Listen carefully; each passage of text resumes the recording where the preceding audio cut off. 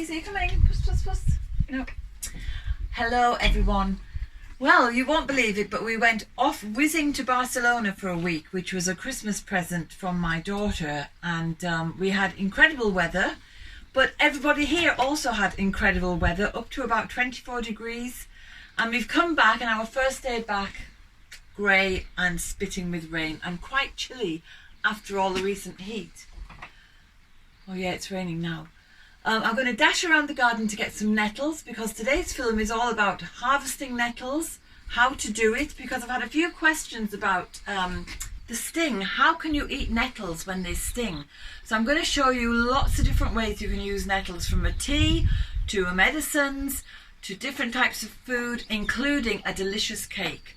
So stay with me till the end, and that's when we'll make the cake. Before I head off to get the nettles and show you how to grasp the nettle so that it doesn't hurt, or you can use gloves if you want to, I'd just like to say a big thank you to Noreen for looking after the house and the animals and keeping everything running smoothly, and all the lovely things that she did to the house while we were away. And thanks to Mandy as well for putting us up in Dublin. So I'm going to head off now and get some nettles. Come on, dogs.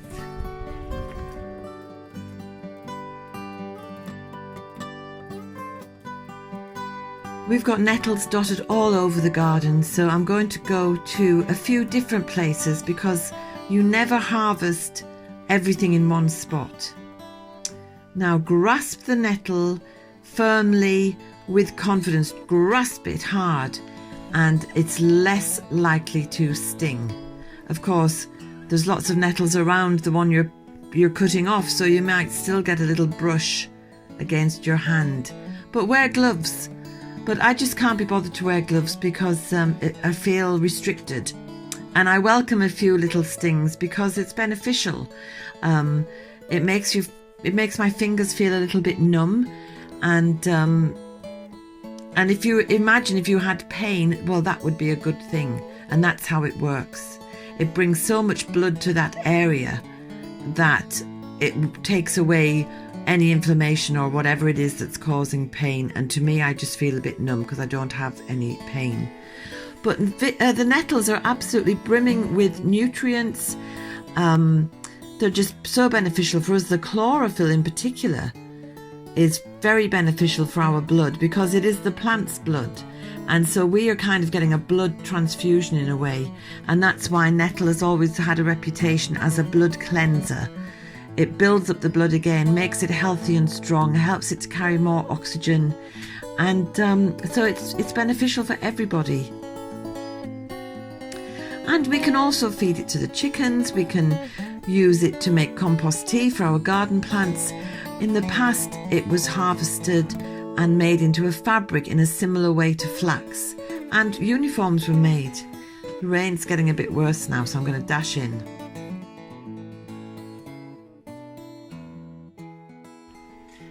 So when you have your big harvest of nettles, you get them home, you can tie a little bunch together like this, which I've just done, and you can hang that up to dry for tea or for medicine in the future.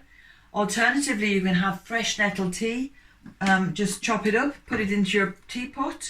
I've got some just freshly chopped here, and you can pour on either boiling water, just off the boil water to have a hot cup of tea, or you can put cold filtered water on it and just leave it to stand for several hours and have a lovely refreshing cup of tea that way.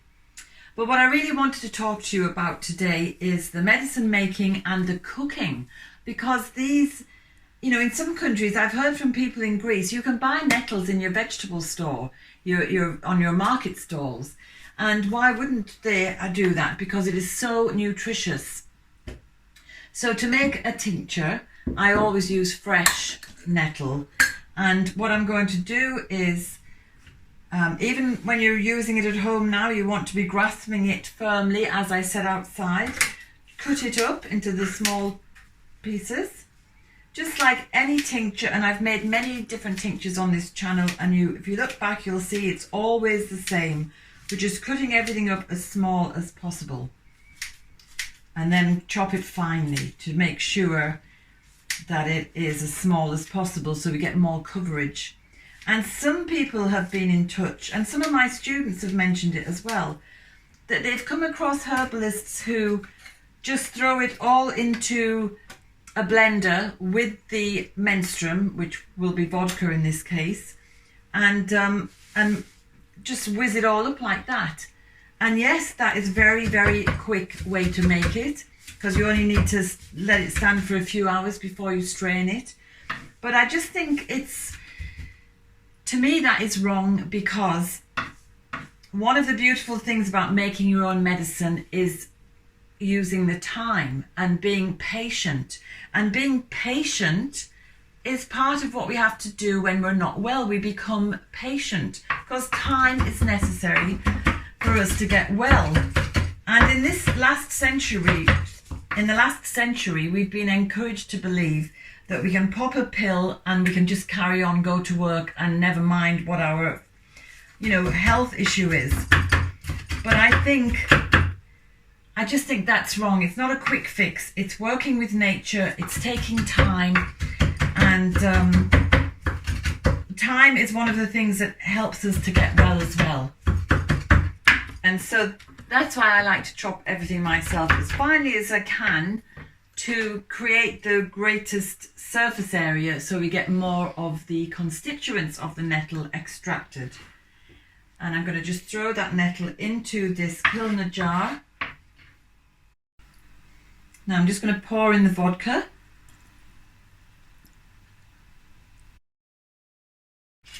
So just covering the nettle with the vodka, and you could cover the nettles with apple cider vinegar if you can't take alcohol. Or, because nettles are so amazingly nutritious for children as their bones are growing, you could cover it with glycerine and make a tincture for children, which is called a glycerite. So I'll just put my label on, and that's that. We've got some types of medicine. We can make fresh nettle tea, dried nettle tea. We can make a tincture with either vodka, apple cider vinegar, or glycerine. So now let's get on to how we can use it as food. Because again, people are saying, but how can you eat stinging nettle? Isn't it going to sting your mouth and your throat? And the brilliant good news is that no, it doesn't, because you have cooked it, sauteed it, steamed it, and whatever you want to do with it. And so the sting becomes ineffective, and it's completely safe and tasty. So I did make a video a year or two back about soup, how to make nettle soup. It's simply sauteing an onion, throwing in the chopped nettle, adding some stock, adding salt and pepper, and a potato or two just to thicken it a little bit. And that's your nettle soup. So one way or another, you can look back on that video. But now I want to show you how to make a quiche. And I've also collected some other fresh greens here.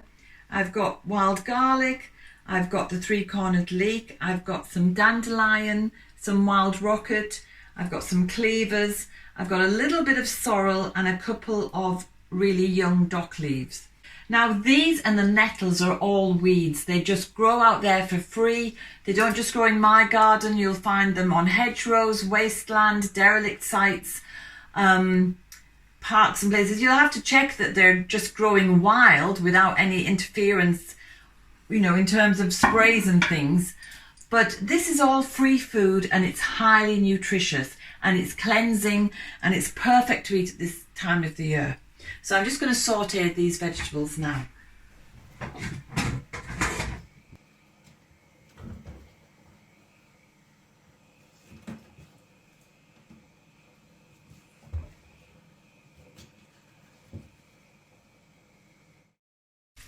So I sauteed the onions, and I've taken the nettle leaves from the stem, because you don't want it to stem, it's too chewy. And they're just sauteing down. So you can see how it's shrunk down, it's sauteed down. And so now I'm going to add in the other greens. And I forgot to mention a couple of plantain leaves as well in this.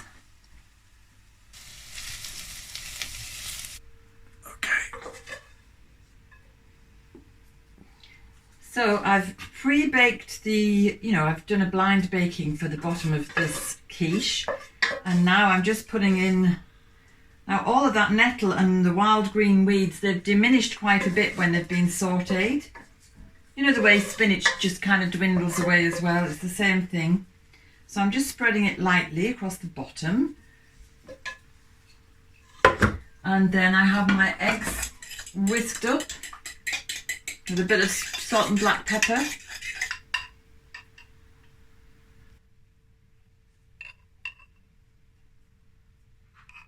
And just to add a bit of colour, I've cut some peppers. I'm just going to pop them in on the top. And then I have some cheese, which I just sprinkle on the top as well.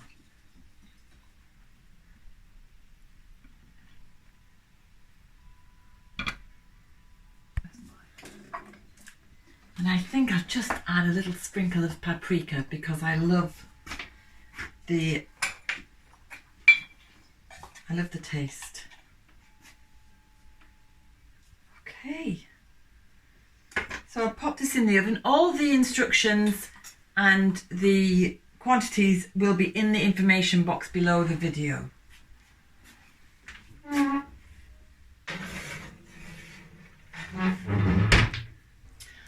So my quiche is in the oven. The cakes are made, or the mixture is made, but first of all I'm just going to blanch the nettles. So I'm just going to throw them into this pan of boiling water and blanch them for about a minute or so. Just stick them in.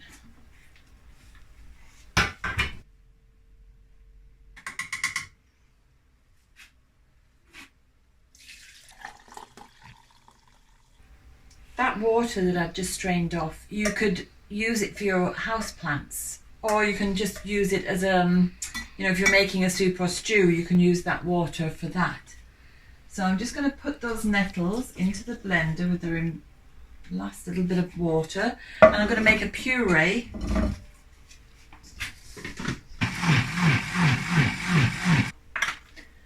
So I'm just going to let this cool down for a minute, and then I'm going to add about half a cup of, I'm going to add a couple of ounces.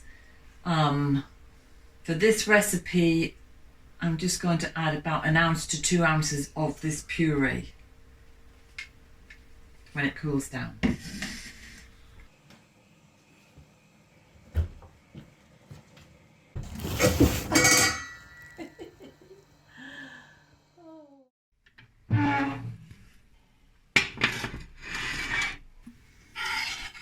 So my puree is finally cooled. I put it into a wide flat bottomed bowl to help it along. So I'm just going to fold it in a little bit at a time because I'm not sure how much, I've adapted the cake recipe, so I'm not sure how much I'm going to use in these cupcakes. So it's becoming a lovely green colour. So kids love coloured foods, and we know that there are just so many harmful additives that disrupt their brain function, and I don't know what else they do, but we certainly don't really want our children to be eating colourants in food. But this is a lovely way to give them great nourishment and the colour that they like. So they're getting weed food and colour. And of course with nettles you can dye fabric as well for the colour of them. So versatile. You can also use nettles in the way that flax would have been used to make fabrics. And anything that's left over from this puree can go into soups and stews, or it could be used for as a compost tea. You know, you can make a compost tea with nettles as well.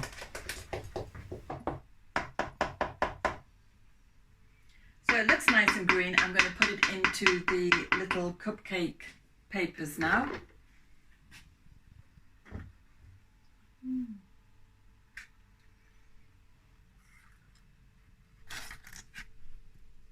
So there's the cupcakes all filled out, and I'm going to put them in the oven now. I have the cream frosting made, we call it buttercream, and I'm going to add a little bit of colour to this as well. so that when I decorate the cakes there'll be a continuity of green.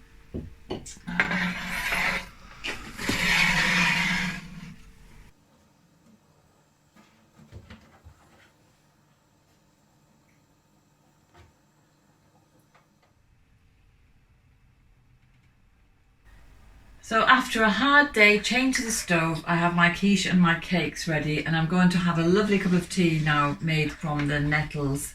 But before I finish off, I'm just thinking to myself, if I was to give my grandson one of these cakes, it would be nice to put some sprinkles on the top. But I don't have sprinkles, and I wouldn't buy them anyway because they're full of colour additives, you know, the different colours, which we know disrupt a child's mental processes, and they're just not good for you. They're just toxic. So I thought, what can I do? And I came up with the idea of some flowers. So I have a little violet. I have some cherry blossoms, because we came home to all the trees are in blossom, and some dandelion petals, and some daisy petals. So they just make these things even more fun for children and for grown-ups if you like this kind of thing. It still gives children particularly a chance to understand that flowers and weeds are edible and nutritious and fun to use and include in your cooking.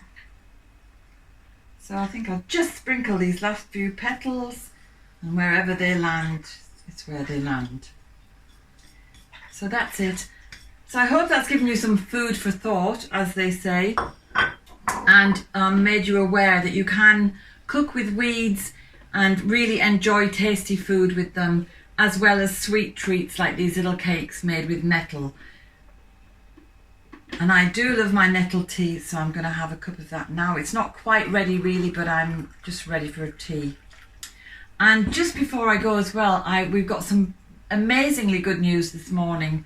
There has been a proposal by a offshore wind farm company to put 300-metre high windmills around the coast here, which would be not only an eyesore but completely detrimental to the environment, to the marine environment, to seabirds, whales, dolphins, everything.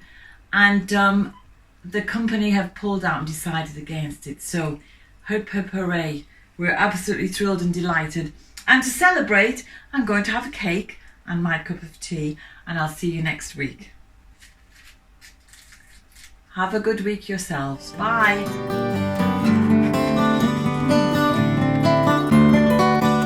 I hope you enjoyed today's film. If you did, subscribe and hit the bell for notifications.